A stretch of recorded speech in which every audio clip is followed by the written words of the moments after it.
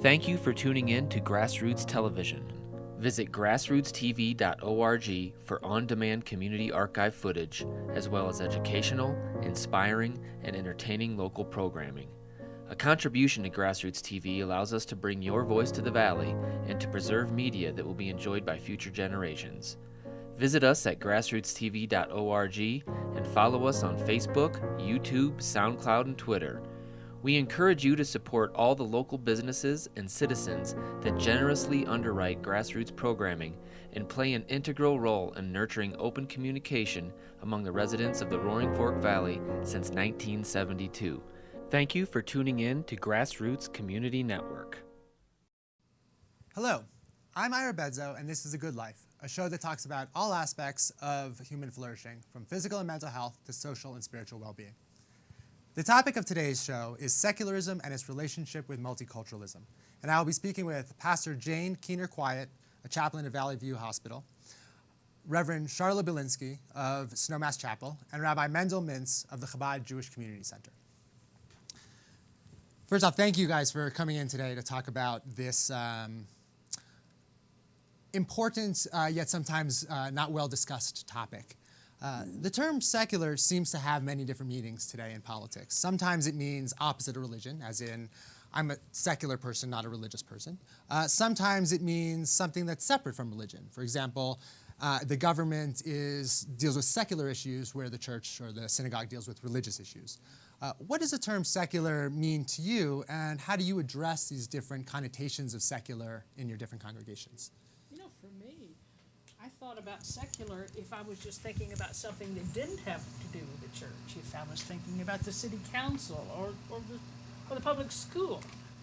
And so that was secular. The community church was a religious organization, or the interfaith clergy group, you know, that was a religious organization. So I didn't have a value attached to them as good or bad. Yeah, I would totally agree, Jane, because I see it as, even as someone who lives in, the religious world, I also participate very fully in aspects of the secular world. I mean, to me, they commingle all the time, yet they are different. I don't see them as in opposition at all. I just see them as sort of a definition of this one naturally has to do with things of religion, this one naturally does not. But it doesn't mean that a religious person can't cross over, and vice versa. I fully agree. I think, in the last few years, the word secularism has been used to divide people. And I don't see it that way, and nor is it necessary to be that way. I think it's certain things you do tend to be more spiritual or religious in nature, and certain things tend to be more mundane or secular. And they're part of everyday life for whoever you are and whatever your occupation or field is and whatever your belief system is. Right. In fact, that's a great point. Most of the time, I'd like to see there be more crossover, because the more we try to separately define them and keep them apart, as we tend to do with a lot of things these days, the more divided we are. And it's a really beautiful thing when they can commingle, as I said. I think the spiritual naturally crosses over into the secular. They're not a contradiction, and they're not in disagreement with one another. Right. So this is really interesting, because in one respect, you want to say that secular and religion has a complementary relationship, where religious people can be involved in the secular world, or secular engagement or involvement. People who aren't necessarily religious can be spiritual, even if not religious. The difficulty, and I think this is where sometimes the politics and the semantics come in, is religions tend to want to see a person be religious in all manifestations of their being. It's not a matter of being religious, simply in the church or the synagogue and not religious elsewhere. But if that's the case, then even the secular realm, when religious people enter it, they're not compartmentalizing their religious time and their secular time. They're entering the secular sphere as religious people. So where is that complementarity as opposed to a permeation of the religion into the quote-unquote secular? It would be kind of like saying, I'm going to pay attention to the golden rule. Do unto others as you would have them do unto you, roughly speaking. I'm going to pay attention to that wherever I am. I was thinking of it too, like I'm a mother But just because I don't have kids living in my house right now because I'm an empty nester, or just because I leave my home doesn't mean I leave mothering behind. You know what I mean? Like you enter into the secular world with whatever you bring to it. You know, whatever your spiritual life is and focus is, you bring that with you, but you can still fully participate in the secular without having that overlay or overt religious being. I served on the school board for 8 years. That was not a place to, talk religion. But it certainly, my religious values informed my values, in service to the schools. Mm-hmm. Does that make sense? No, it does. Mendel, did you want to? No, I agree. I think religion, I think religion doesn't have great expectations. I think we totally understand and recognize we're frail human beings and we need to do everything we have to do. And most things that are secular are not opposed to religion. We eat, that's not necessarily a religious experience, although for some it is.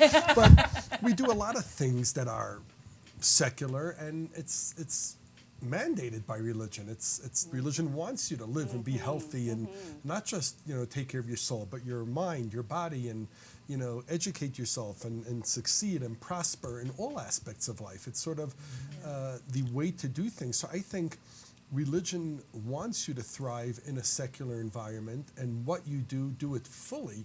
Not that it's a contradiction, and by extension, you're taking your inspiration or religion with you because you're consistent. You practice what you preach. You live a certain way, so that maybe drives your secular life.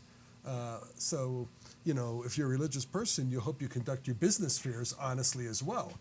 It's not always the case, but the goal is that it encompasses all of your life and enlightens and inspires your secular part of your life. So I hear you, and I agree with you. I would push back and say the vision or the cognitive metaphor I'm having when we're talking about religion and secular is of a religious person entering a secular sphere. And that religious person entering the secular sphere of who they are and engaging in that secular sphere as who they are. The difficulty is that secular sphere is not only made up of that one person entering it. There's many people who have very different religious or non-religious values, dogmas, premises, philosophies. Do you think that that person who comes into that secular sphere as a religious person, who then engages everybody else, where does their religion play? Do they come in as a religious person? Or do they come in as a religious person knowing that they're going to have differences among the other people that they're working with? Well, part of it would be my religion informs me. My religion also prepares me and conditions me to act in the public sphere. Yeah, and my gut response when you said that is you invited us here today because we are clergy. So in that regard, yes, our religion, comes in with us to the room, shall we say, but in a lot of the secular world, I just go in as Charla, and then as Jane just said, and Mendel as well, our religion, our spiritual life, our practice that we have privately or publicly, as the case may be in some instances, informs us in whatever situation we're in. But do we lead with religion in secular instances? I think it's just going to be very dependent on the situation. There may be times that we enter the secular sphere informed and because of our religion. One example that I think of several years ago here, Rabbi David and I and a few others approached the school board. I don't know if you were involved in it then, but the schools in terms of holidays. Yeah. Because the schools were, scheduling all kinds of things when either on Sundays or Fridays or usually in conflict with the Jewish calendar. Yeah, and we wanted some recognition to maybe not schedule everything all the time. During times in particular for religious worship. So we approached, as clergy people, asking, could you consider that? It's a great example because, in all fairness, I wasn't clergy when I was on the school board yet.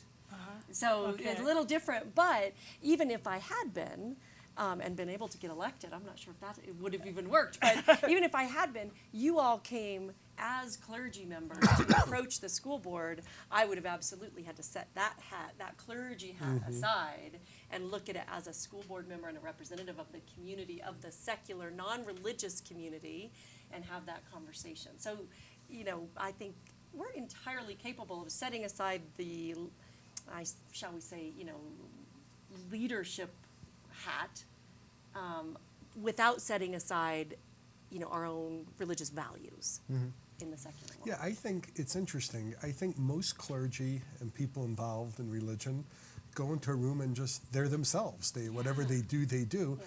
The expectation may be from other people may, feel like they need to say things or do things and not be themselves because someone else is present or a clergy member is present. And, people say, oh, I don't know what to say. Say, just be yourself. Say whatever you'd like.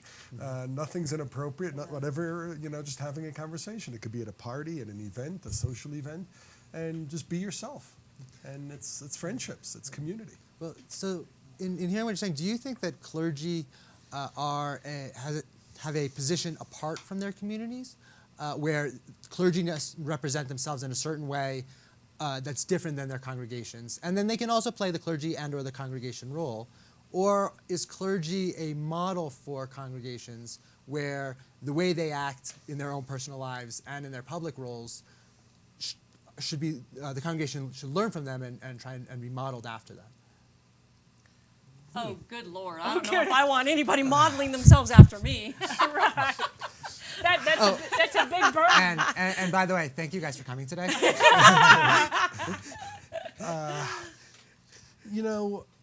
I don't think we ask anyone to model anything we do. I think you lead by example. As a human being, if you have children, you don't tell them what to do. The old saying is the best way to educate children by example, and the answer is no, it's the only way. It's not so you just be yourself, do the right thing, and wherever you are, in whatever environment you are, you hope that you have a positive influence and the positive things that people want to emulate or enhance their own lives. But I don't think any of us think that, we're so special out there that people are flocking to us to copy what we're doing. Mm-hmm. Have you seen anti-religious sentiment increase in Aspen or Pitkin County or the Roaring Fork Valley? And I ask both as community leaders and as members of communities, not just as people who might be watching television and seeing what's going on in the country or the world in general. Yeah. I haven't. I think to the contrary. I think people are more, I don't want to use the word more religious, but more spiritual or searching. More people are searching than ever. And because there's so much out there and there's so much confusion, where you would think the more options and the more out there, maybe the easier it is, but it's confusing for a lot of people, and there's so much noise and clutter. So I think there's a great opportunity for clergy to give direction and comfort and strength and show people that there is a good, meaningful way to do things and have a meaningful life with purpose and inner peace and an inner calm. Not that there aren't times of struggle and turmoil, but I think if I had to say, I don't know the general mood of the country, but I think in this valley, I think more people are searching in my 18 years here than ever before. Yeah, my gut tells me the same thing. I don't have hard data for that, but I will say the 2010 Census Bureau for Pitkin County showed that only 18% of people in Pitkin County attend religious services regularly. And that's compared to about 52% nationwide. So are people going to church in the Roaring Fork Valley? Not so much. But I totally agree that people are seeking, they're spiritual. They may even consider themselves part of a religious community, but just don't attend very often. So that was 2010. I'm eager to see the 2020 census because I agree. I think something tells me that people are attending more, they're engaged more in their spiritual communities, and they want that sense of connection, especially relationships, relationship connections. And I see it, and we talk about it at our some of our clergy meetings that churches are growing. I mean, attendance is increasing. I don't see an anti-religious sentiment. Yeah. I've not experienced that myself, and I do think people are seeking, maybe more here than other places. Yeah. I don't know, because this is where I've been for quite a while, and there is a lot of diversity in where you can go to seek spiritual growth. And another thing I've seen and here is people may go to one church, or they may go to three. You know, three I different. agree. Yeah. There's a lot of. Manifests. Yeah. You know, I think in the Valley, one of the reasons that may explain, by the way, any Jewish community, if we can get 18% attendance, we would love that. Yeah. So you guys are still way ahead of us, and No, I think you're lucky included. you. You're included Yeah, in the 18%. I probably It was brought the not- numbers down. It's not just churches. I should have so- said synagogues too. No, but we brought the numbers down. But I think there's many, and I think church and synagogue and religious leaders in general are seeing this trend where people are doing things outside of the church. It's not like our parents conventionally went on a Saturday or a Sunday, for religious services. They're expressing their faith in many different areas and many different ways. And I think the challenge for the clergy community is to figure out how to engage people who may not want to sit in a pew for an hour and a half once a week. And maybe it's taking a bike ride or a hike and having a meaningful conversation. And that's very much what I do, or just taking a walk or having a cup of coffee, which can accomplish sometimes quite a bit more if it helps a person where they want to be or go. And I think we're seeing that more and more. Not that people are, I agree the numbers are probably down in some areas, but it doesn't give you the real, the true picture of the whole event. Well, and you're right. I think that people today want religion to be relevant. And they see it because they want to be out doing good in the world. They want to be serving. They want to serve those in need. They want to serve the least of these. And so how do we, as religious communities, make it relevant for them? And we do it just like you said. We get outside our walls. Church can't be about, coming to church on a Sunday morning for an hour or synagogue on a Friday night. I mean, it just, it's got to be getting out into the world. and hopefully it's a door into more activities of a benevolent nature. Yeah. I know in our family, some people are involved in religion, different religions. Some people not at all, and some are very active in benevolent activities in helping the world be a better place and helping the poor, helping a number of people. So part of the success of you guys as clergies in engaging people would be knowing what they're looking for. And it seems from how you're speaking about it, what they're looking for isn't necessarily a theological or a philosophical satisfaction where they see a problem with deconstructivism or postmodernism, but it's more of a social, emotional, communal need that they have, and that's why they're becoming spiritual and or religious.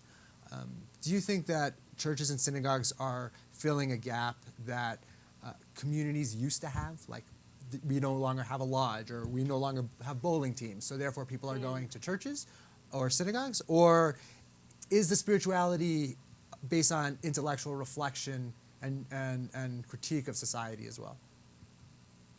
Again, thank you guys for coming. That may partly have to do with what generation you're in. Yeah. That's a tough one. I think, let's just use this valley as an example. I think people here, maybe we're just jaded, but we want to live the fullest we can live. We want to be the best at everything we can be. We want to hike and ski more and bike more and this and that more. And I think when you have all that and there's a void, because that will give you a lot, but there's still a void. And you go searching for, how do I fill that? Sometimes, and people, it can take decades or years till people come to the realization what it is they're lacking. So maybe it's, they may go to the Institute and attend a bunch of programs and feed their mind and see what's going on.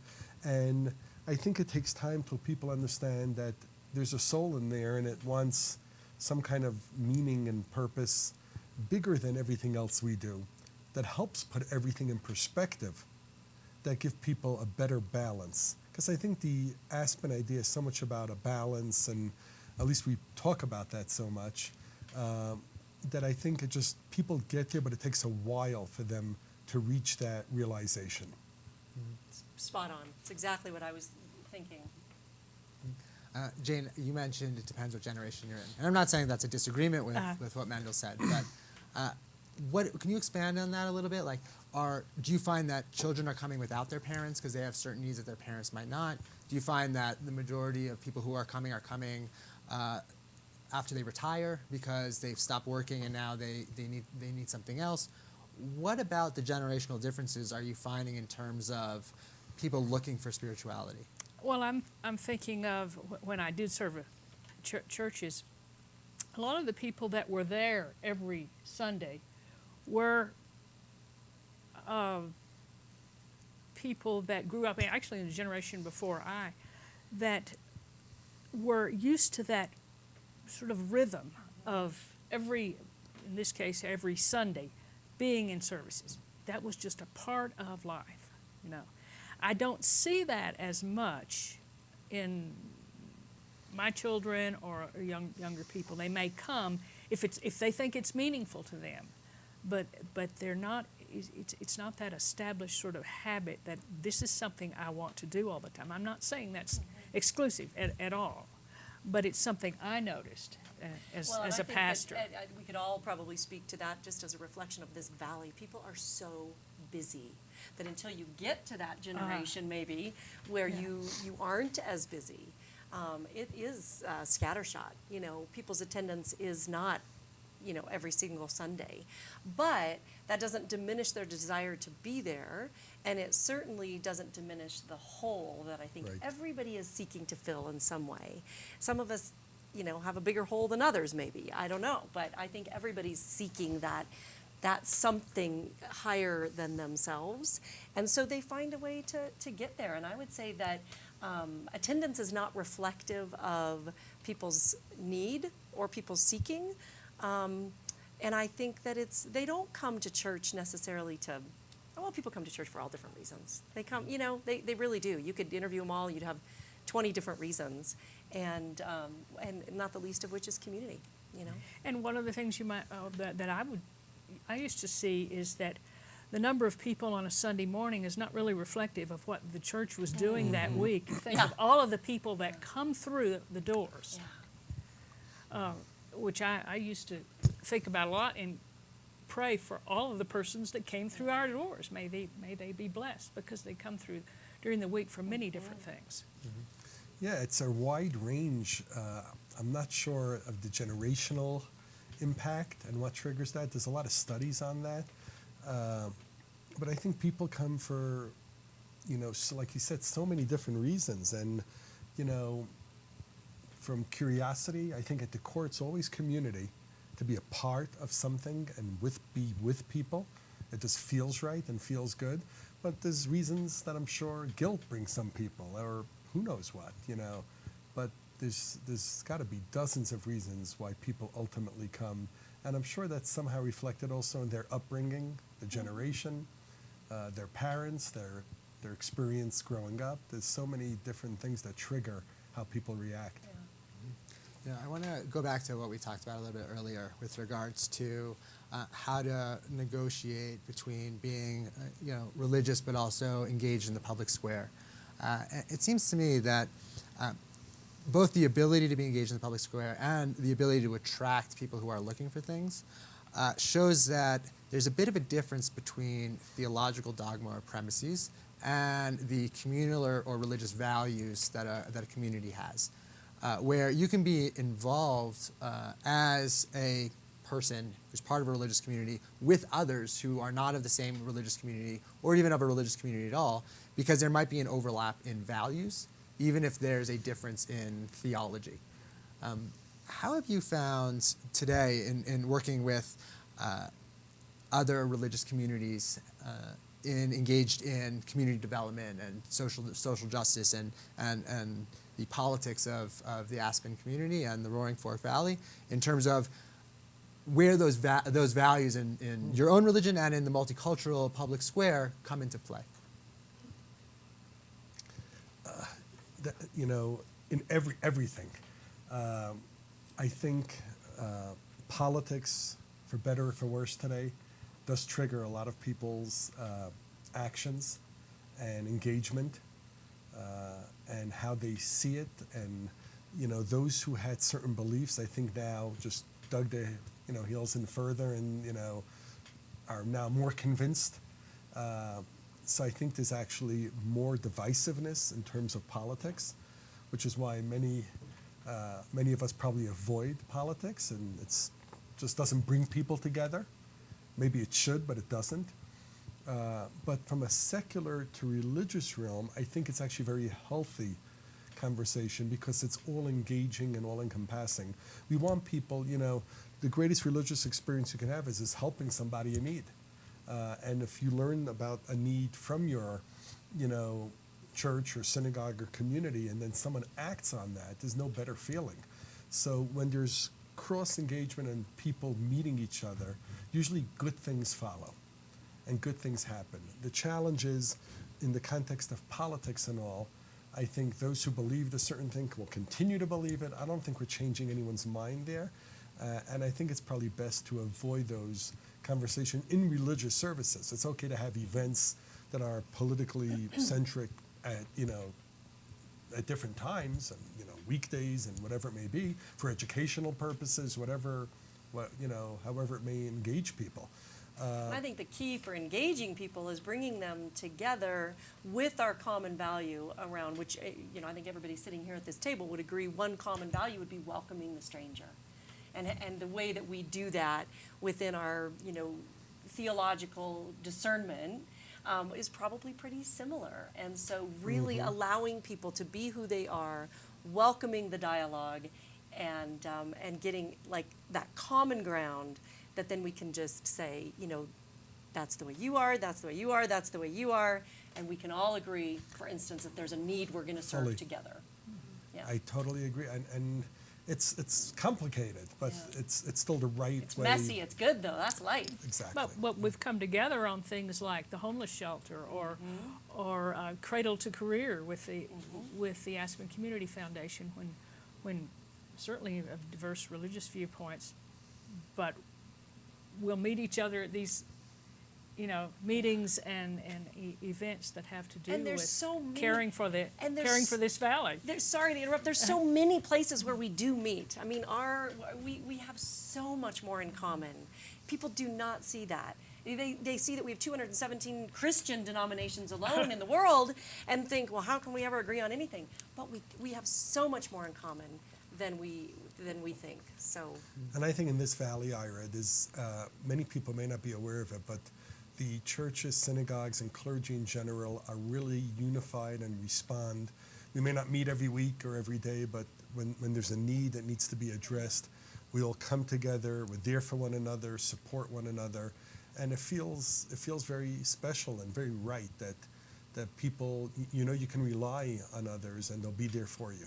So I believe, based on what you said and elsewhere also, that this type of religious intercommunal engagement is a good test ground to create a multicultural public square.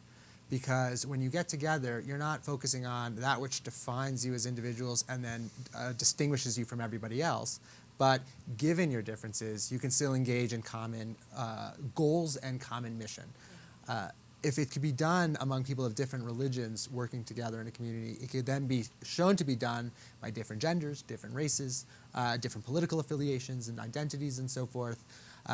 The key is not talking about how we could agree, but engaging each other on how we can work together even when we disagree. Well, and part of it would be the different contributions, different viewpoints can bring to a conversation or to And a problem. even when there's disagreement on a variety of subjects, it doesn't hinder the respect we have for one another and the commitment to do what is right and help those in need and engaging and welcoming the stranger and doing whatever we need to enhance and better this valley. Yeah. So it's interesting, as we can keep talking about engagement, and this is something that you three do very, very well, is engagement means you have to be able to speak in a way that even when you're coming from a different perspective, someone can understand where you're coming from. That takes an act of translation from your world to somebody else's, which enriches your own world also, because you now have to find new ways of saying the same thing, but also in a way that broadens what you're saying to incorporate others as well. It's very exciting to see how we can talk together in this important way. And that key to that is listening. We may have our feels and opinions, but listen to what others are saying. Without formulating a thought in your head while they're talking. Which is hard to do. Very hard to do. Jane, you said that you worked as a chaplain at Valley View Hospital. Yes. How is your work as a chaplain different than as a reverend or a leader of a church? It's different in that the hospital is a secular environment, but the hospital has created a space for spiritual care. Knowing that spiritual care can come from many different directions, different approaches, but we're, in a way, it reminds me of what this sort of definition of secular was as creating an environment for interfaith, an environment for diversity.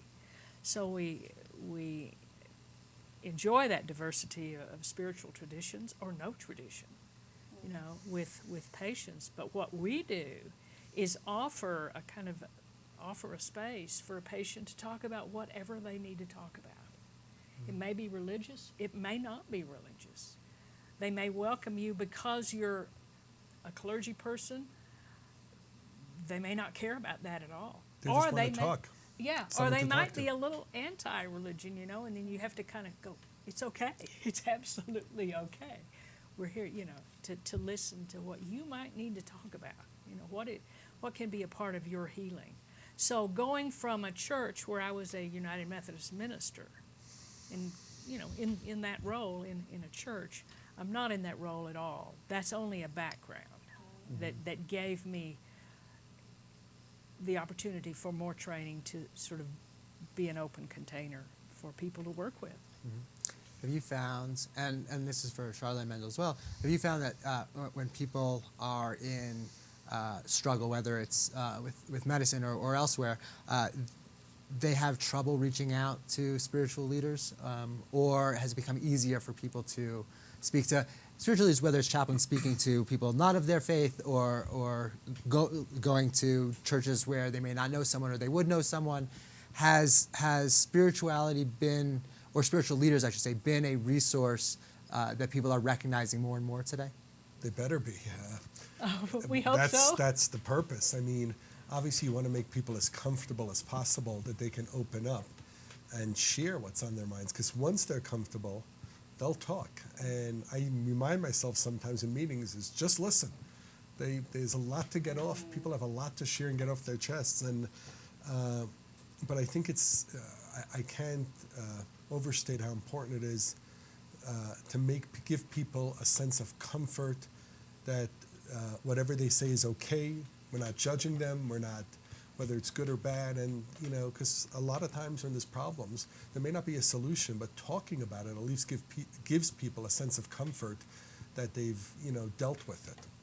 Yeah, and I would say Snowmass Chapel especially, and I can only speak to that as far as my experience goes, but tends to be a place where community members, whether they're a part of the congregation or not, do come for help, either through, you know, grief situations or crisis, and I think, you know, we've developed kind of a culture there of caring for the community in that way, so people do feel comfortable coming.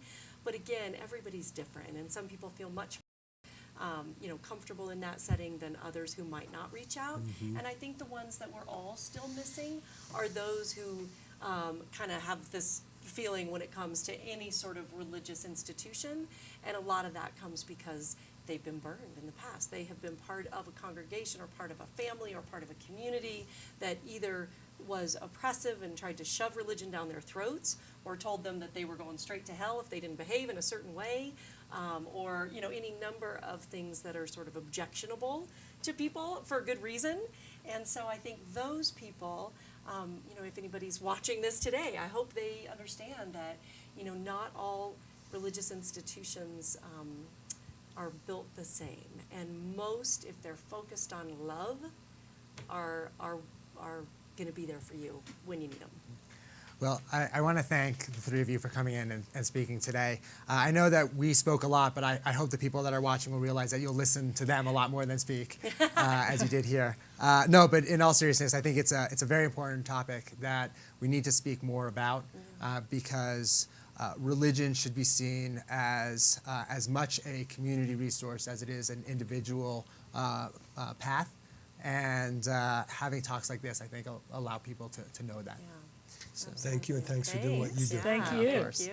And to our audience, we hope that with this show, you've come a little bit closer to reaching the good life. Thank you for tuning in to GrassRoots Television. Visit grassrootstv.org for on-demand community archive footage, as well as educational, inspiring, and entertaining local programming. A contribution to GrassRoots TV allows us to bring your voice to the Valley and to preserve media that will be enjoyed by future generations. Visit us at grassrootstv.org and follow us on Facebook, YouTube, SoundCloud, and Twitter. We encourage you to support all the local businesses and citizens that generously underwrite grassroots programming and play an integral role in nurturing open communication among the residents of the Roaring Fork Valley since 1972. Thank you for tuning in to GrassRoots Community Network.